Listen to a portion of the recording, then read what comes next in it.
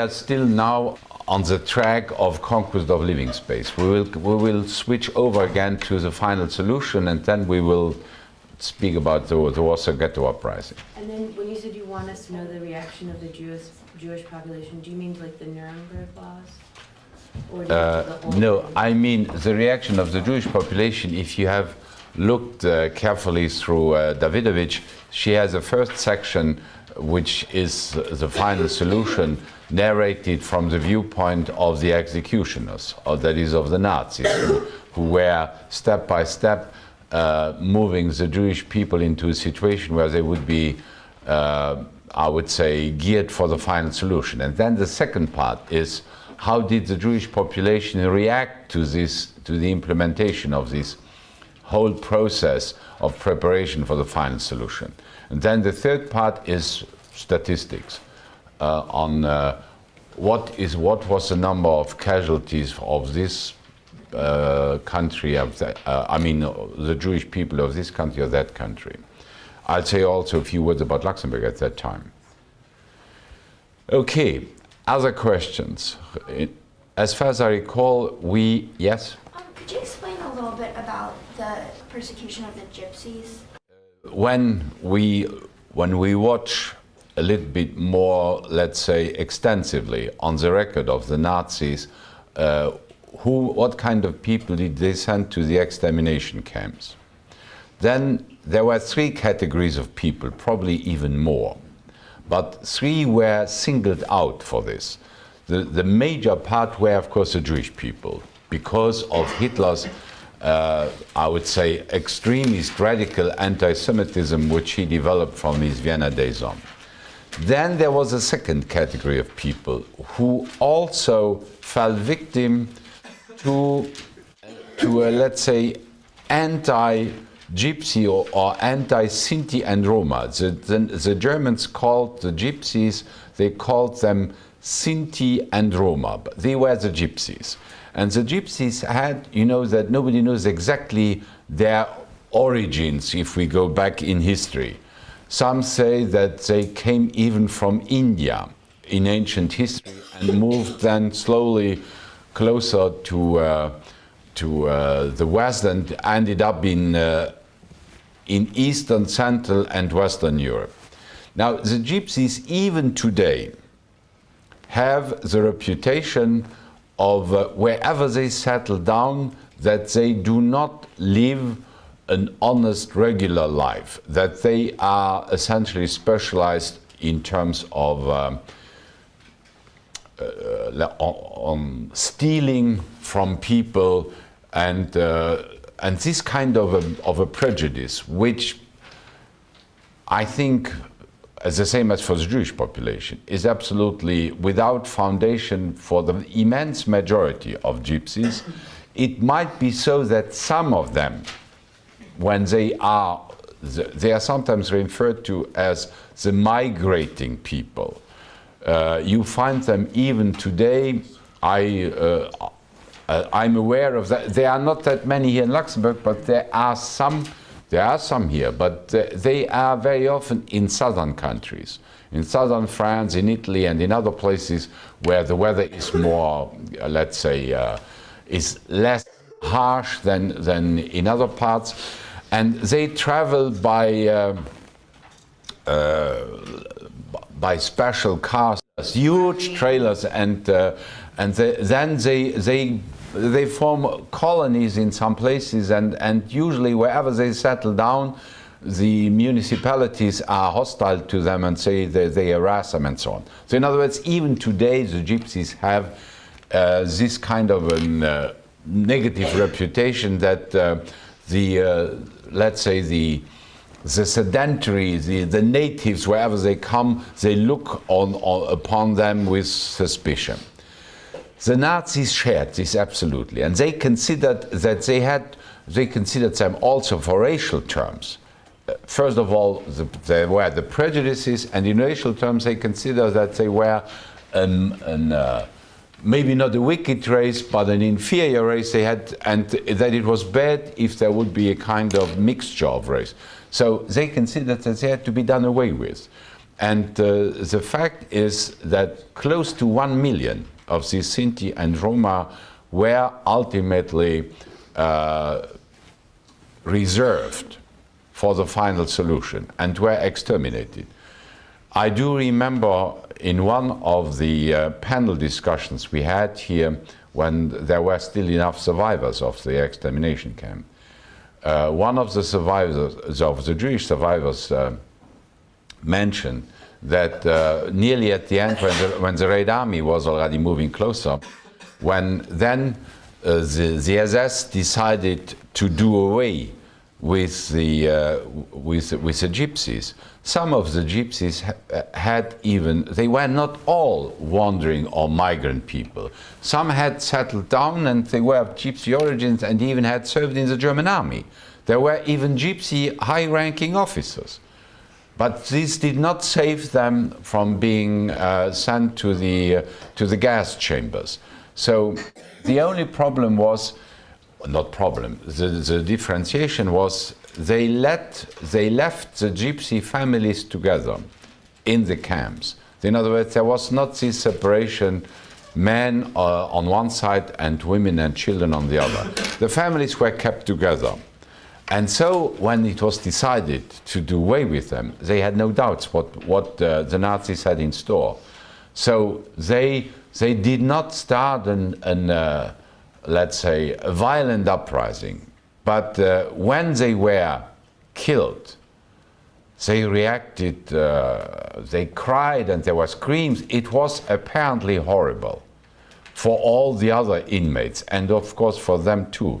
Because everybody knew that now they were doing away with the gypsies when they were virtually forced into the gas chambers, whole families. And in Auschwitz that was particularly horrible. So about 1 million people belonging to the gypsy population died. The other category of people, where nobody speaks that much about it, but I think they were human beings, even though they were communists. But you know, it was a matter of I've always felt frightened when I saw to which extent, even during the time of the Cold War, the saying "the best communist is a dead communist." That was this was a kind of a current saying on the part of a number of people belonging to the Western world. But to come now to the point, in Auschwitz as well as in other extermination camps, thousands, and I would say tens of thousands of Russian war prisoners, which were not all commissars. They were, you know, the Germans captured 2.5 million during the first year and even more. There were at least 3 million, if not more, Russian war prisoners. Most of them died in horrible circumstances. And because they were assimilated, or so-called assimilated, to people's commissars, political commissars. And political commissars, they belonged to the parallel hierarchy of the Red Army. That is, they were party functionaries who had as a duty to watch the military commanders and see whether they were loyal and whether they implemented strictly and dutifully the orders coming from the top. So the political commissars were immediately singled out. Sometimes they were even shot, like the Jewish people, by the Einsatz commanders. And then later on they were brought to Auschwitz and to other extermination camps and killed. So that was the third category of people. Not all political commissars were monsters and were potential criminals or psychopaths, whatever. Some were, of course, tough, and some did not hesitate to use their power at the expense of the common soldiers, because the political commissars had also as their order not to tolerate desertions or even withdrawals. In other words, they were tough and forced the soldiers to fight. Anyway, Hitler considered they were communists and they had to be done away with. So that was the third category, besides the Jewish people, the gypsies, the political commissars, and by assimilation the Soviet prisoners. What was particularly dramatic among the Soviet prisoners, those who survived, when the war was over, Stalin forced the Allies to turn them back to Russia. And so, after having suffered in the German concentration and extermination camps, Stalin sent them to Siberia because he didn't trust them. So in other words, they were not at the end of their sufferings in these camps. And in most cases, they either died in Germany or in the German occupied territories, or later on in Siberia in the labor camps. I thought I read somewhere that Hitler at one point decided to use political commissars as well. No, he did not use political commissars, but he tried, at least some of his generals. They tried to use Soviet war prisoners to convince them to fight on the German side against the Red Army. There were let's say, former Red Army soldiers who captured by the Germans, who survived these hardships in the camps, and they were then offered that they could get out of the concentration camps or wherever they were if they were willing to wear the German uniform and fight against the Red Army. And some did. Now, when the war was over, they were not even sent to Siberia. When they surrendered, they were immediately shot as traitors. The others who were not fighting the Red Army, Stalin didn't trust them, so they were sent then to the labor camps in Siberia. And by the way, you should know that this was one of the reasons why during the Korean War it took a longer time period before an armistice would be signed, because when the armistice negotiations were on, that was already from let's say from mid-1951 on, and these negotiations lasted 2 years.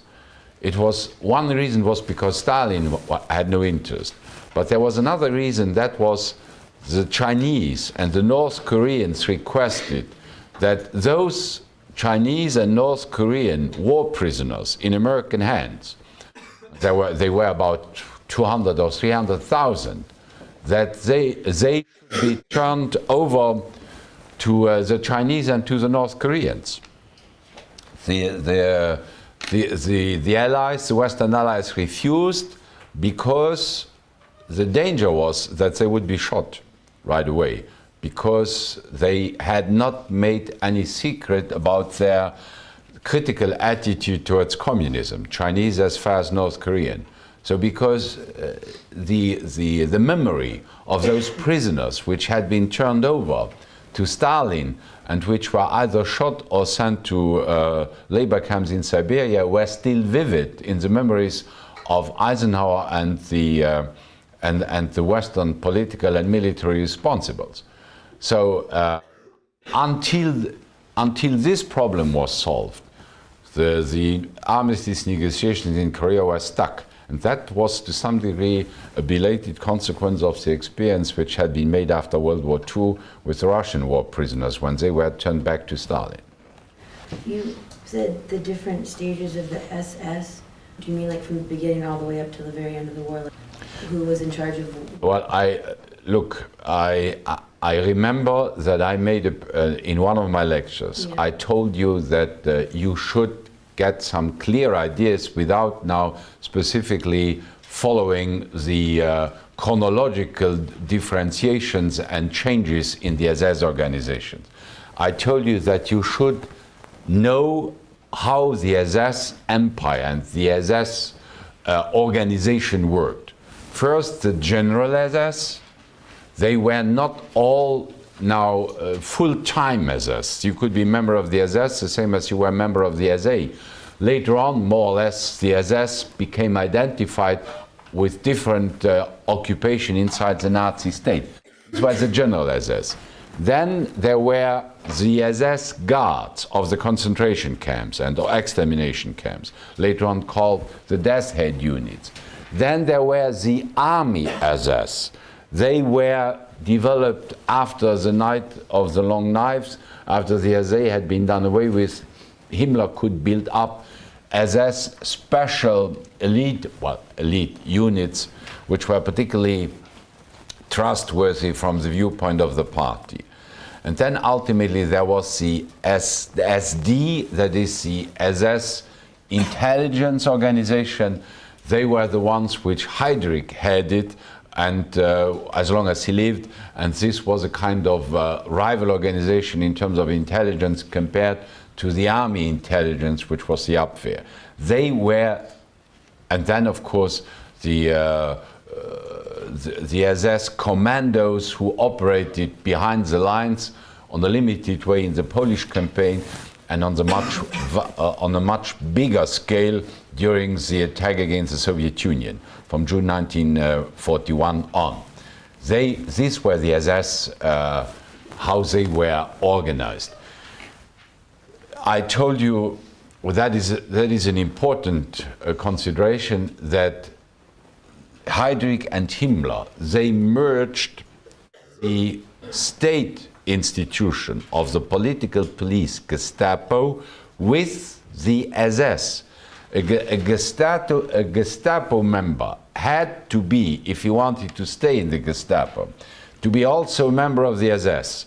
So, and in this double allegiance, Gestapo and SS, the Heydrich and Himmler, who commanded both the SS as party organization and the Gestapo as a state organization, particularly on such sensitive issues as euthanasia of handicapped people mentally or physically, and also the preparation for the final solution.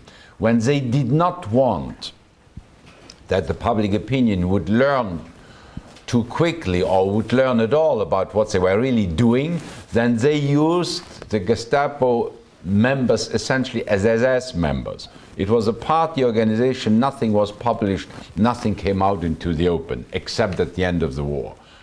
But when they acted nonetheless in such a way that they could, in their conscience, that they could explain that they arrested a criminal or that they arrested a traitor, whatever, then the Gestapo acted as Gestapo, as secret state police.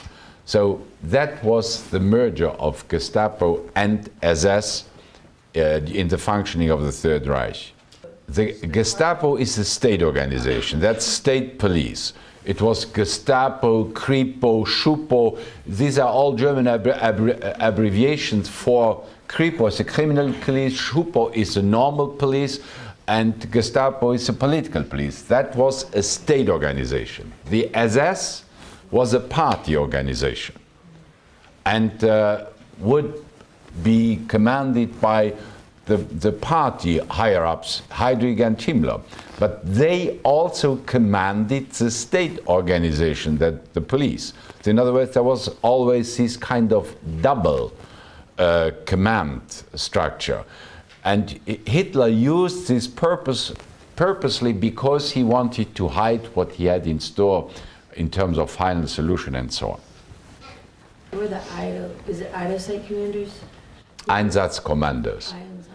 They were the ones who killed, they were, originally there were 4 groups. They had usually about 1,000 men recruited among the toughest of the SS organizations. And they were the killer commanders who rounded up the Jewish people behind the lines.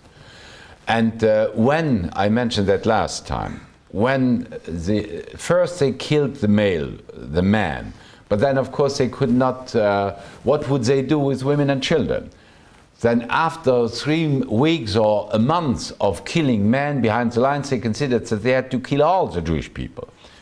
Then they increased the number of those who belonged to the killer commandos. They were 4,000 until after a month they were 40,000. Doing the dirty business, or the criminal business of killing people behind the line. And then ultimately they decided that they would do it from mid-1942 on, not anymore behind the lines, but they would evacuate these Jewish populations towards the extermination camps, the 6 camps which were in Poland. Now, are there no other questions? Then we will return to our topic, which essentially is the evolution of the war. Now, we had reached the stage of late 1941, when the European war had become now a world war, when Hitler was now at war with the United States and with the Soviet Union and the United States at the same time. Now, I tried to explain to you last time, in order to understand better how this war situation evolved, what the main actors, what they had in mind, and what came out when the war was over, when from the hot war against Hitler and the Japanese, I leave aside Mussolini, began then, soon after 1945, the so-called Cold War.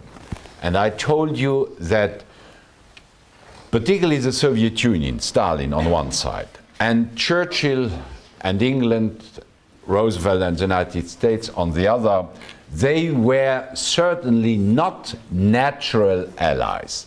It was not by the nature of their respective regimes and of their governments, of their states, that they became allies. It was not their choice which brought them together. It was essentially Hitler. Hitler's actions made out of the Western allies, British and US, and Stalin, the Soviet Union allies. This is important because it will explain a lot of things. And I would like to say at this point also a word before we look a little bit closer how this Western alliance evolved, what the main objectives, what the main goals of the top people, that of the 3 big ones as they were referred to, Roosevelt, the American president, Churchill, the British Prime Minister, and Stalin, the Soviet dictator, what they had in mind as they had become allies.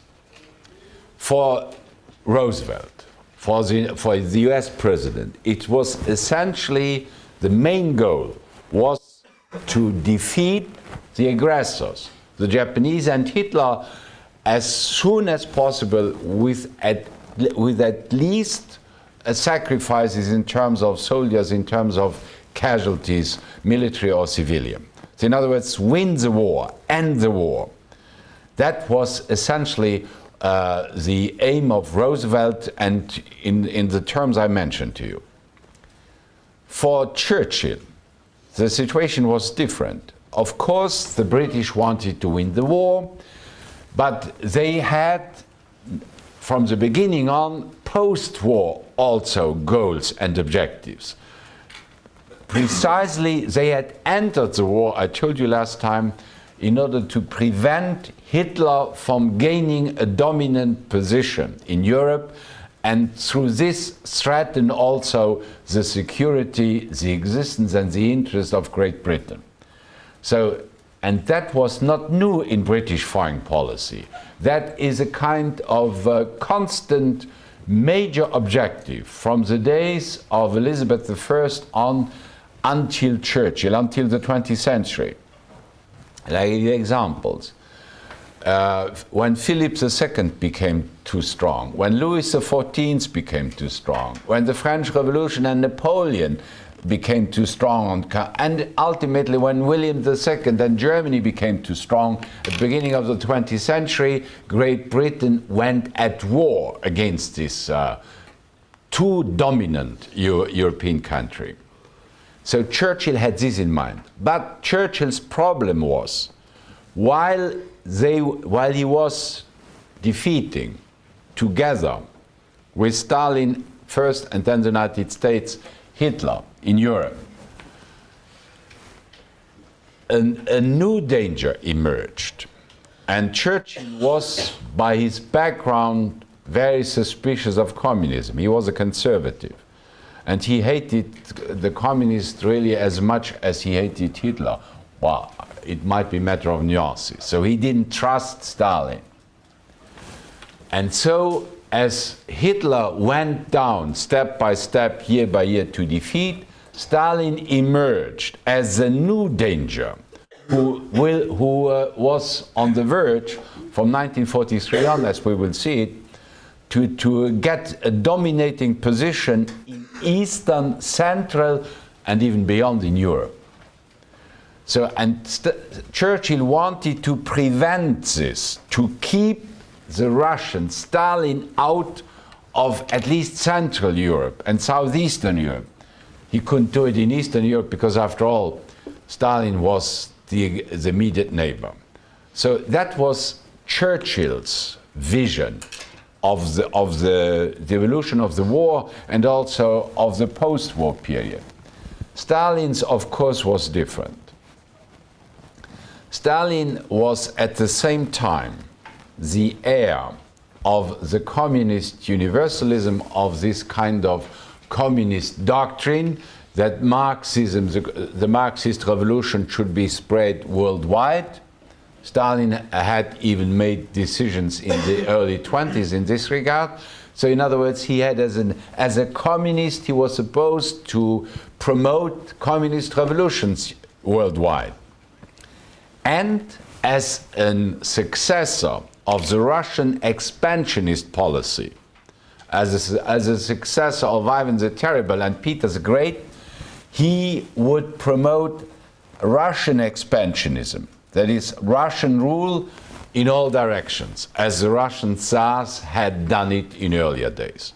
So in other words, the expansionist drive of Stalin's foreign policy was evident, and as such, it represented a danger, both from the communist venture point and from the Russian venture point.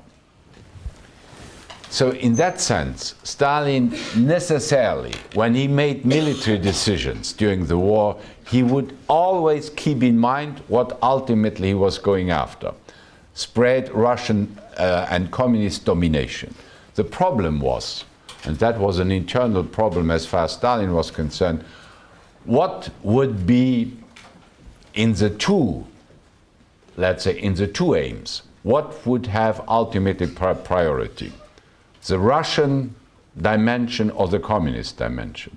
And as we will find out, it will be essentially the Russian dimension.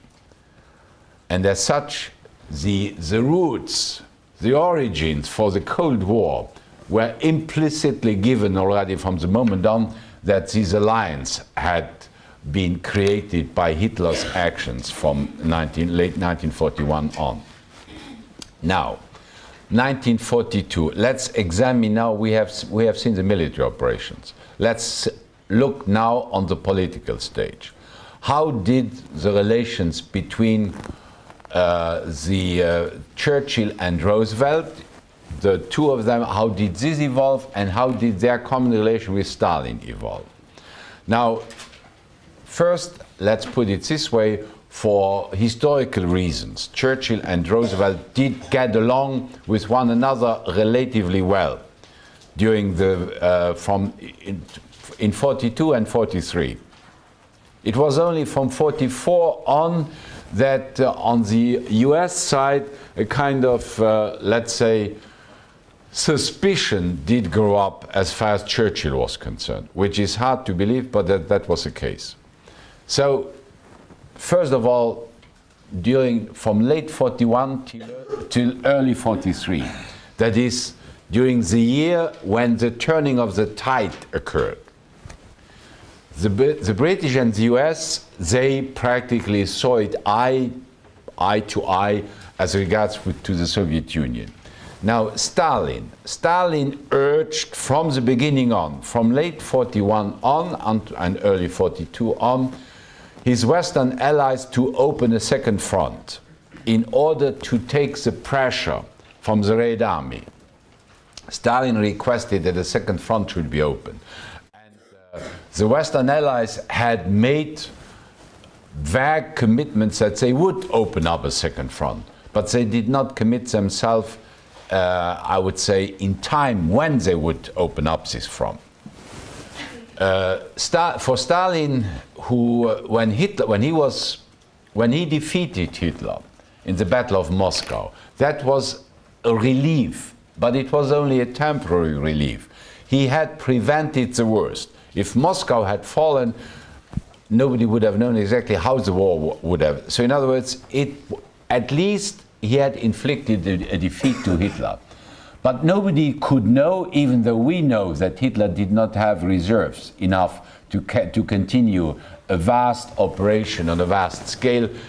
It was the failure of the Blitzkrieg, but nobody knew for sure what would happen in 1942. So when the Germans resumed their offensive from the spring of 1942 on in the south, this offensive will ultimately end up in the Stalingrad disaster. But nobody could know that for sure. And as long as the Battle of Stalingrad was not won, Stalin would not get tired to criticize his Western allies. He criticized, he accused the British and the United States for letting him carry the brunt of the German pressure on the Eastern Front. In other words, he practically accused his Western allies for doing already what he had suspected in the late 30s, the French and the British, of instigating, of sending Hitler against him. And even Harry Truman, the future American president, when he was not yet vice president, he became vice president, as you know, only from November 1944 on, when Roosevelt picked him as his running mate. But before, he was a senator for Missouri, and he was very outspoken, Truman. And at a given moment, when he was, I forgot at which time, it was probably in 41, 42, Truman made a statement, frankly speaking, from the liver, as we would say. He said, let the two dictators bleed one another white. We later on move in and sweep the ground when they are finished off. So in other words, that was a little bit the essence of his talk at a given moment. Stalin was very sensitive for this kind of utterings.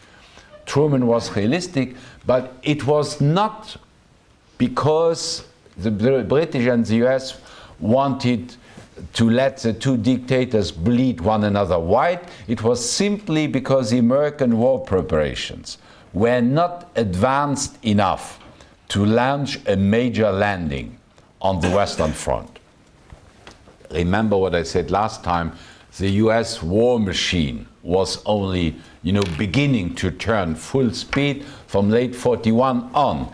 And it took necessarily a longer period of time before military means could be mobilized on such a vast scale to ensure a successful operation in terms of Second Front.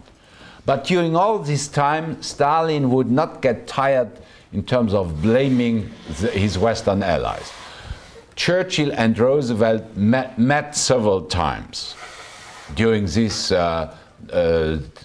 from late 41 until early 43, to discuss the operations. Stalin never joined them. Stalin pretended that he needed to stay back home. The last meeting Churchill and Roosevelt had, a summit meeting, the two of them, that was in Northern Africa, in Casablanca, in early 1943, when the American and British troops had landed in Morocco and were moving eastwards to join forces with Montgomery's army, which was moving from Egypt and from Libya direction Tunisia.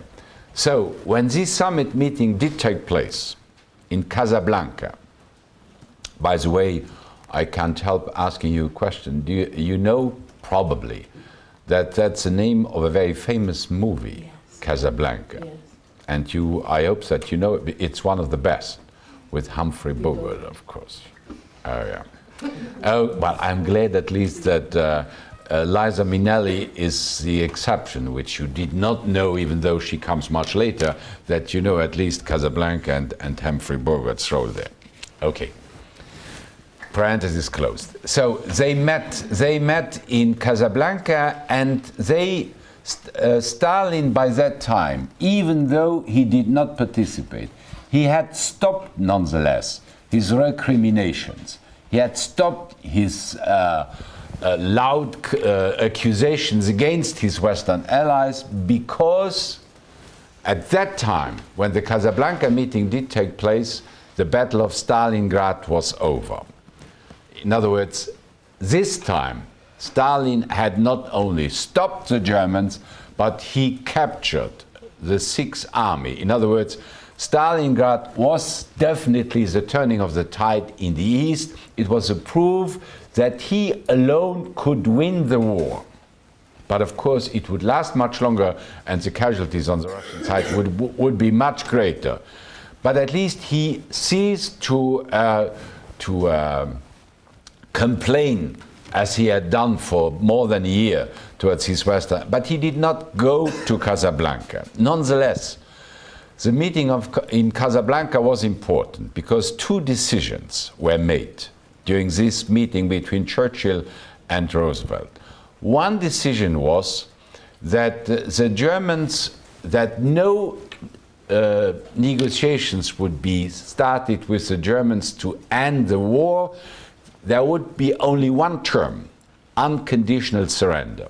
So in other words, there would be no separate secret negotiations to end the war on the West.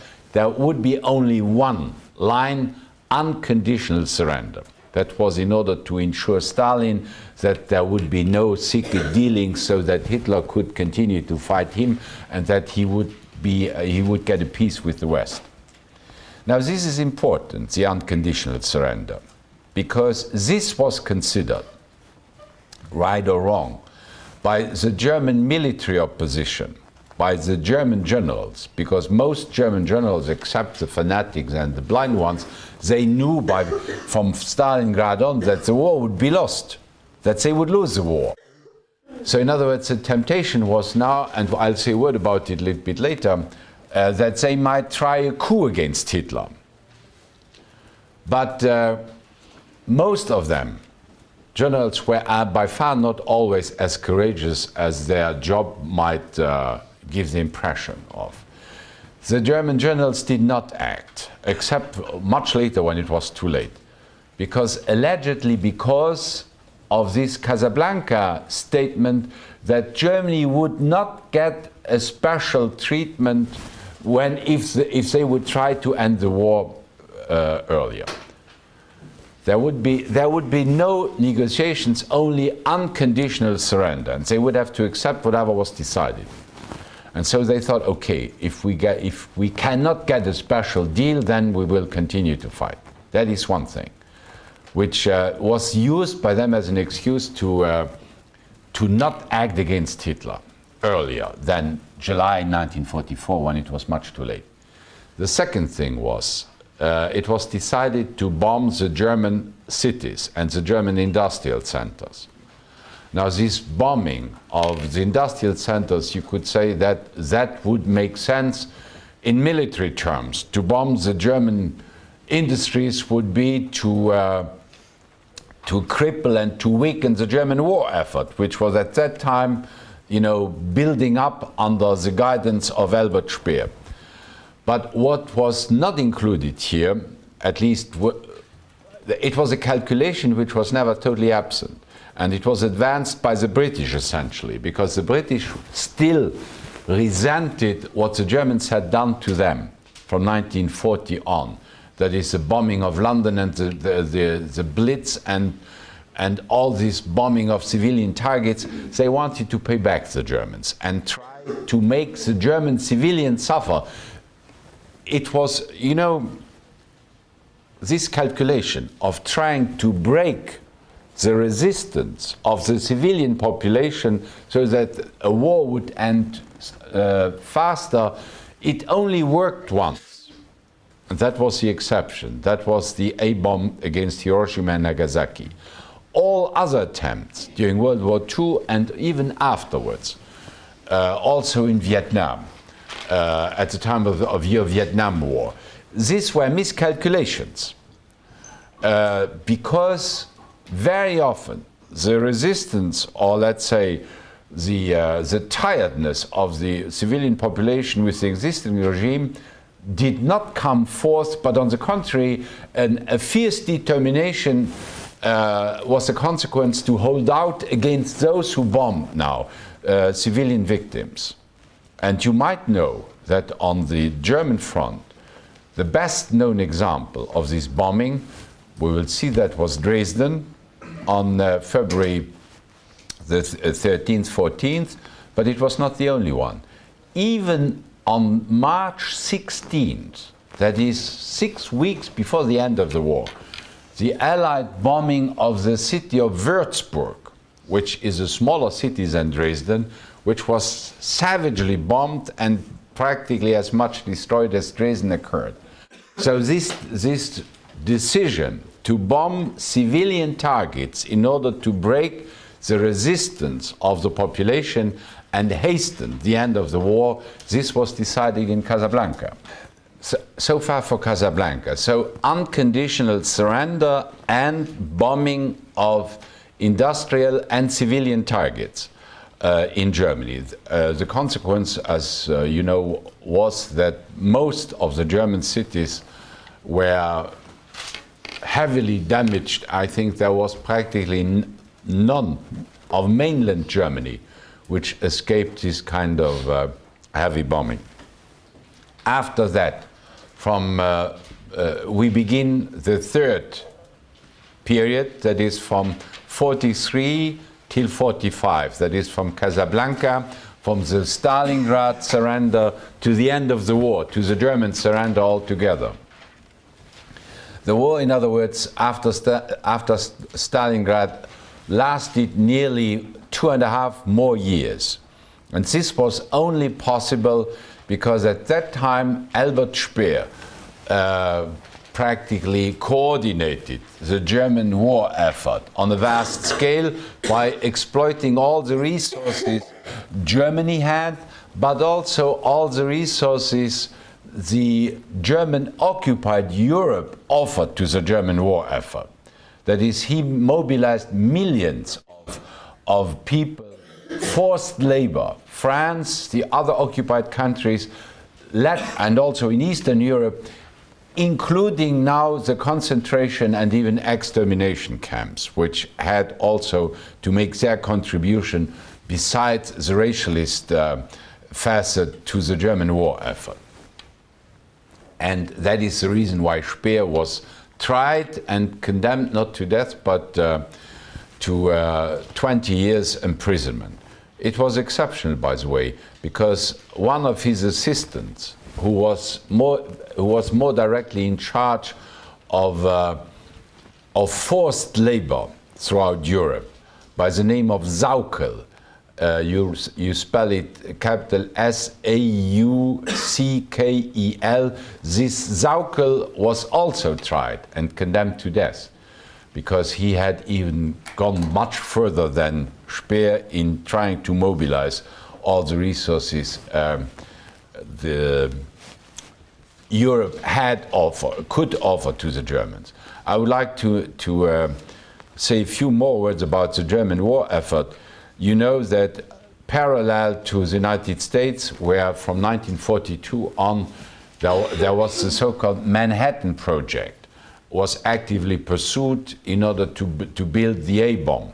The Germans had a similar kind of a project, except that they did not dispose of that many, let's say, high qualified scientists and engineers in the United States, because many of the leading nucleus or scientists or physicists had left Germany or had left Europe and had emigrated to the United States, which does not mean, nonetheless, I would like to underline that the United States would not have been able to build the bomb without these European exiles who were in the States. They made it easier, but the United States would have built the bomb anyway.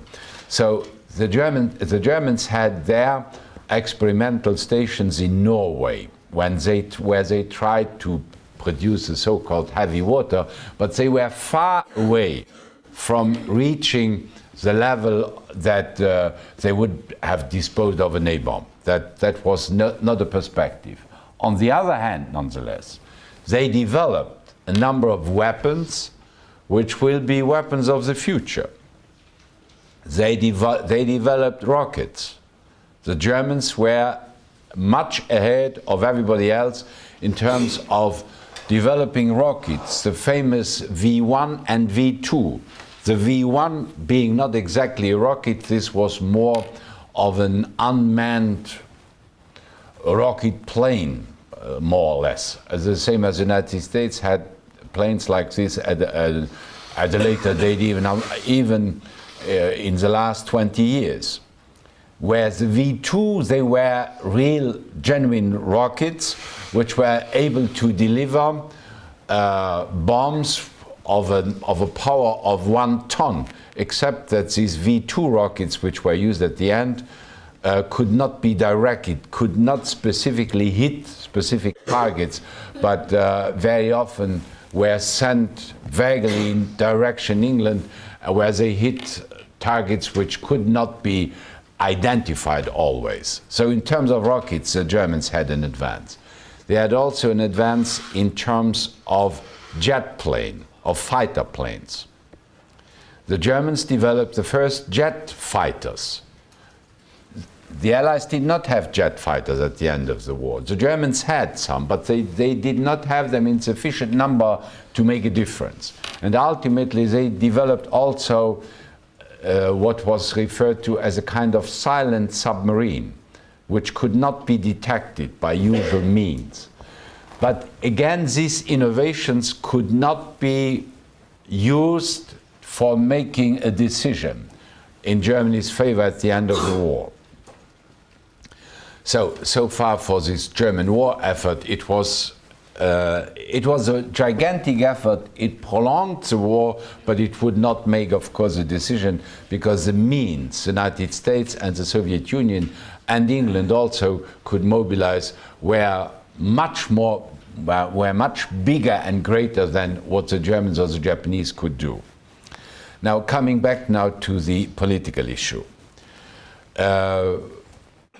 By mid-1943, it was considered important that an official meeting would take place between the Allies, the British, the United States, and the Russians, in order to prepare a true summit meeting where the three war leaders would meet. And this meeting was prepared by the Ministers of Foreign Affairs at a meeting in Moscow, which was already an indication that Stalin's role will be prominent. So in this Moscow meeting, which of Ministers of Foreign Affairs, the first summit meeting of the three main war leaders was prepared. This summit meeting will take place in late November, early December in Tehran, the capital of Iran. Now, the Moscow summit meeting essentially had as objective, had as goal to clarify, to eliminate all misunderstandings. And so this was achieved, and at the same time, more or less the agenda for the Tehran summit meeting was determined. What sort of misunderstanding did they clarify?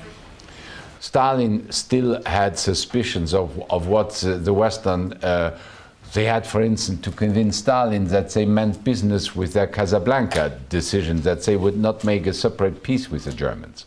And on the other hand, Stalin would also have to guarantee that he would go on fighting and not make a deal.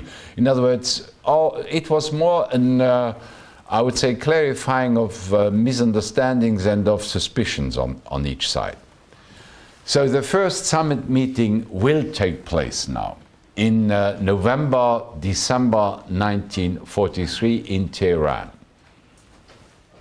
It is by far the most important of the three summit meetings.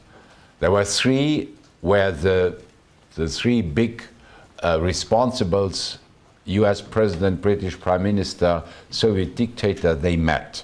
One was Tehran, that's the first one. The second one was Yalta, that is the most famous one, which did take place in early February, February 4th till February the 11th, 1945. And the last one was Potsdam, the summit meeting which did take place from mid-July till early August 1945, when the war was over in Europe, in the suburb of the former German capital, Berlin, that is in Potsdam. What is important from the beginning, I particularly insist that the Tehran summit meeting, when we look upon the three of them, that was by far the most important, because the basic decisions on how the war would evolve and how the post-war situation would evolve, that was decided in Tehran, even though later on, for political reasons, in the United States, in France, Yalta was considered as being the decisive meeting, but that was not true, as we will see. First of all, what is important is that why did the summit meeting why did it take place in Tehran, and later on also in Yalta and in Potsdam? Because the three meetings have one thing in common: they did not take place on neutral ground. They all did take place in Soviet-controlled territory. Tehran was the capital of Iran, but Iran at that time was occupied, the northern and central part, including the capital, by the Red Army, the southern part by the British Army, but Tehran was under Russian control. Yalta is a resort place on the Crimean, which was, of course, a former, let's say, summer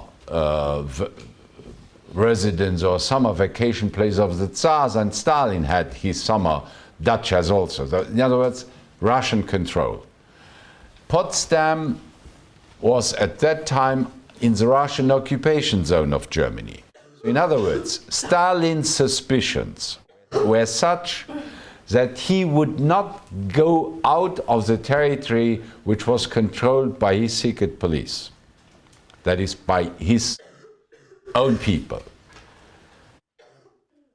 He would not have accepted. That's the reason why he did not go to Casablanca. He claimed that he could not leave the country because of the Battle of Stalingrad.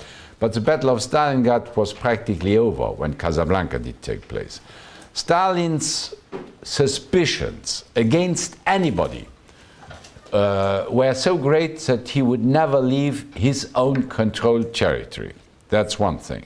Secondly, he also acted in a psychological effort, position of strength, because where the summit where the conference, or whatever you call this summit meeting, takes place, is already the implicit recognition of the eminent position the country where the summit meeting is organized plays. In other words, this was implicitly a recognition of Stalin's role in World War II, even though Stalin had no doubts that the decisive role was the one of the United States. And Stalin was well aware of American power. But the US paid this kind of respect to Stalin, that the American president traveled, particularly Roosevelt, 3 times. Let's say, Roosevelt, even in 1943, he was not yet as sick as he will be 2 years later. But nonetheless, it was a very long journey from Washington to Tehran, from first to Northern Africa, then to Cairo, and from Cairo then ultimately to Tehran, and went way back. And for Yalta, it was the same. Stalin was in his territory, and the British and the Americans had to make a long journey. So that was already the first thing which is important. Now, what was decided in Tehran? There were two things on the agenda. One was the military situation.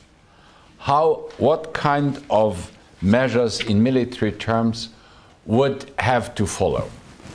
And here the issue was the opening of a second front by the Western allies in Europe in order to take the brunt of the Russians. That was the most important issue. The second issue, which was secondary in importance, was what would be done after the war with Germany. To say a word about the last thing, in Tehran it was decided that Germany would be split up into, that Germany could not stay a centralized country. It was too dangerous.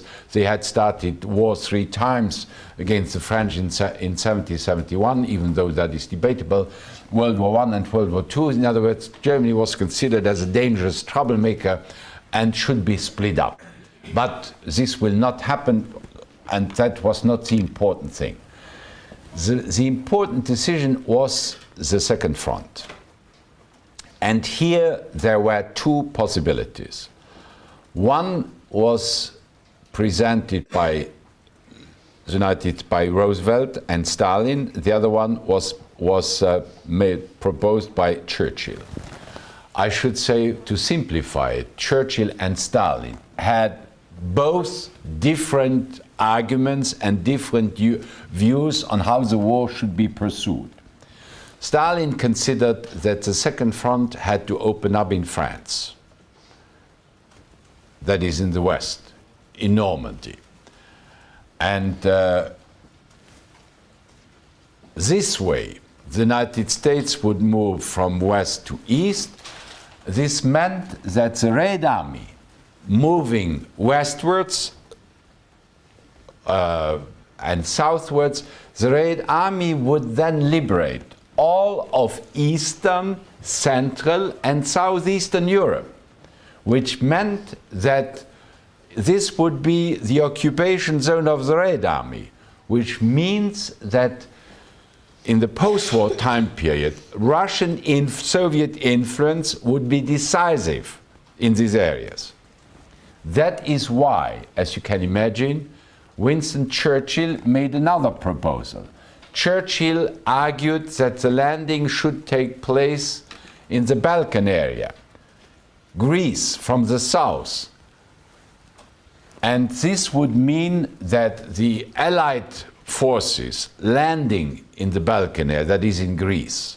Churchill's argument was that after all, the Allies had already landed in southern Italy, and from southern Italy they could easily swing over to Greece and move up northwards. This would mean that the Allied forces would liberate Greece, the Balkan area, Central and Southeastern Europe before the Red Army would arrive. That was precisely to prevent the Red Army from advancing too far into Central and Southeastern Europe. And as you can imagine, Stalin was categorically against it. Stalin insisted on the landing in France, which had the implications for the post-war period as I explained it to you. All depended now on the US president, on Roosevelt. Roosevelt decided in Stalin's favor for 2 reasons. First, American generals, and Eisenhower was already selected to be in charge of the second front.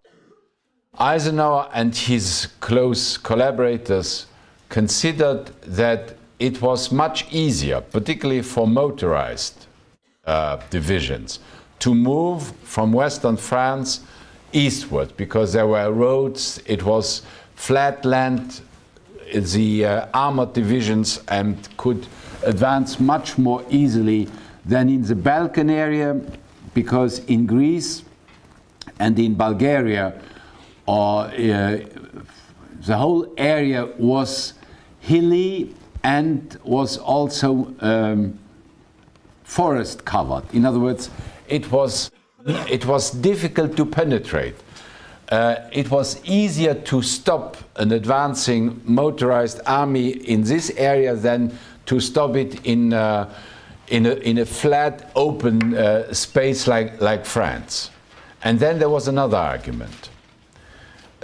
Churchill had, in 1915, during World War I, when he was at the head of the British Admiralty, he had come out for a landing precisely in the Balkan area, that is in the Dardanelles. The Dardanelles is a strait which opens up the sea road towards Constantinople, towards Istanbul. Churchill had come out for a landing by British and French troops in this area to open up the contact with the Tsarist forces in Russia, because the Tsarist army was isolated from any supply line on the part of the Western Allies. But this Dardanelles landing, which did take place on a specific terrain called Gallipoli, this Gallipoli landing had ended up in a catastrophe. The Turks had successfully resisted, and 50,000 Allied troops had died in Gallipoli before ultimately the landing was called off and the troops were re-embarked and taken out of this area. So in other words, the failure of Churchill's proposed Gallipoli landing in 1915 was now used by the American generals and also by the president against Churchill. The real thing was, nonetheless, that Stalin was so furious, and he was categorically against such a landing.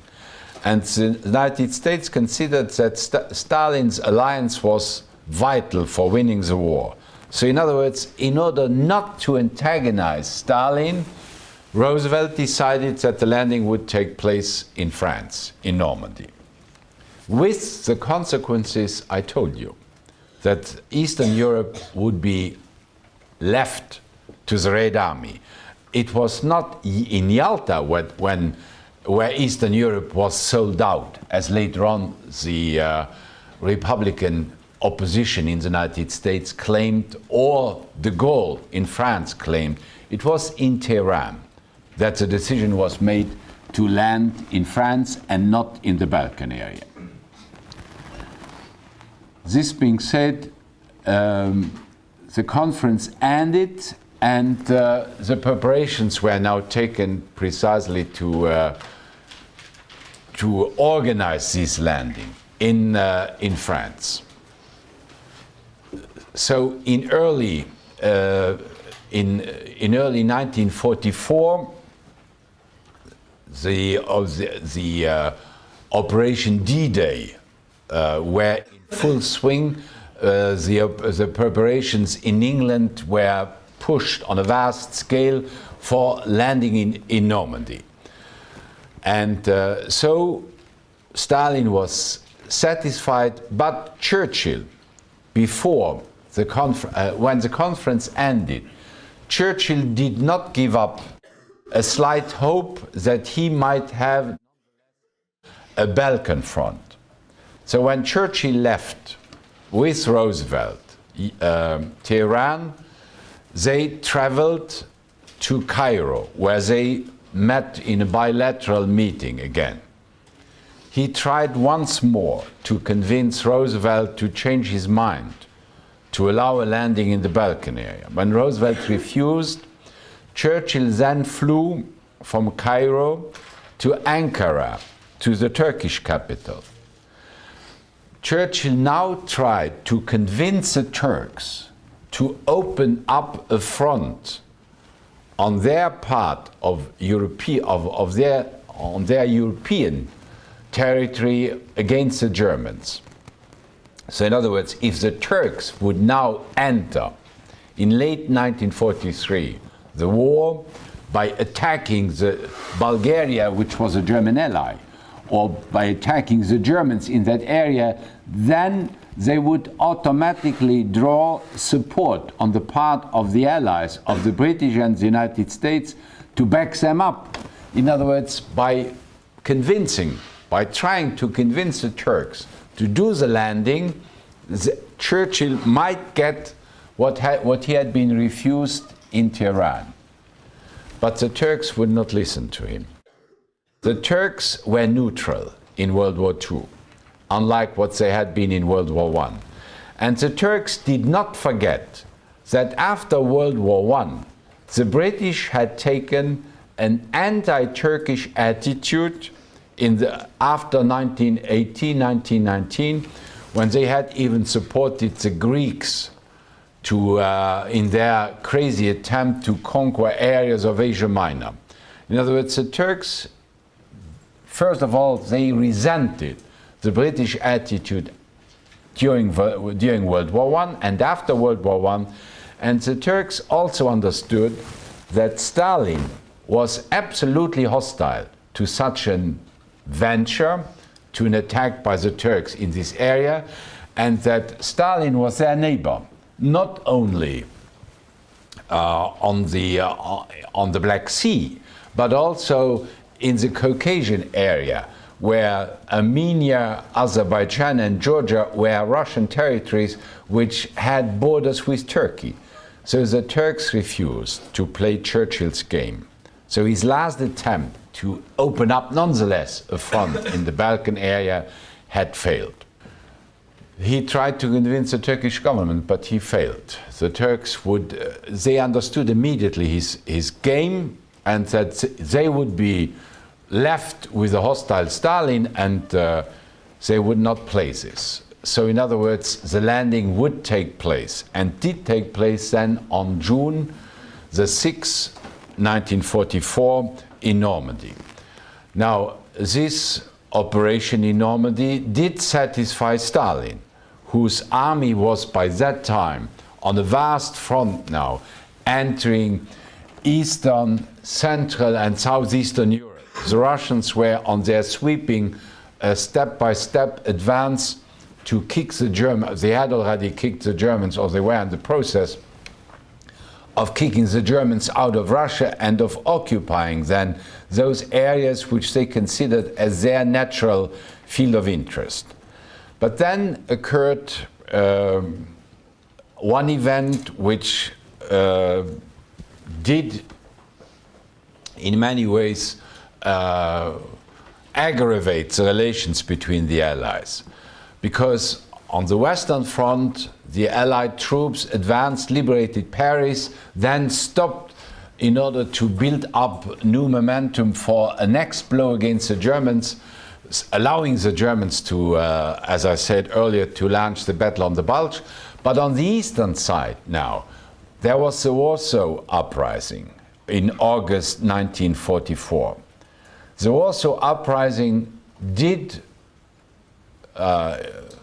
bring the Allied front into a difficult situation, because Stalin refused to help the Poles liberate their own capital.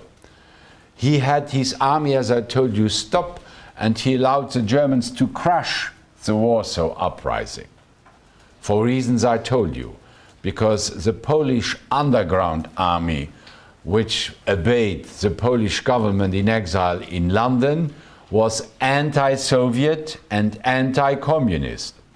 And he let the Germans do his job to crush his enemies, or those who would certainly be his enemies in post-war Poland. But of course, Churchill and Roosevelt, they felt this as a kind of a challenge. But the United States President and the British Prime Minister did not take, let's say, hostile actions against Stalin. They were aware that they needed very badly their army support to win the war in Europe. That's why they did not move. But from October 1944 on, Churchill became restless, because Churchill became aware that the Red Army was penetrating deeper and deeper into southeastern, not only Eastern, but also Central Europe. And so, in desperation to save a minimum of preventing the Red Army from occupying all these areas, Churchill flew to Moscow for a special summit meeting with Stalin in the absence of the US president. He flew to Moscow in October 1944, and he had chosen well this moment, first of all, because the Russians were advancing quickly into Eastern and Southeastern Europe, but essentially the United States President Roosevelt could not participate because it was just 1 or 2 weeks before the elections when he was running for a fourth mandate. So in other words, the summit meeting in Moscow did take place only between Churchill and Stalin, the true antagonist and the true realist of those summit meetings, because both had no doubts about what the other had in mind, and both had had quite divergent visions and ideas about how the war should be pursued and how the post-war time period should be organized. So the summit meeting in Moscow in 1944 was very important. But it was a summit meeting with two. Churchill-Stalin, the same as Casablanca had been in February 1943, a summit between Roosevelt and Churchill. I think we'll stop here and see what was decided in the summit meeting of Moscow next time.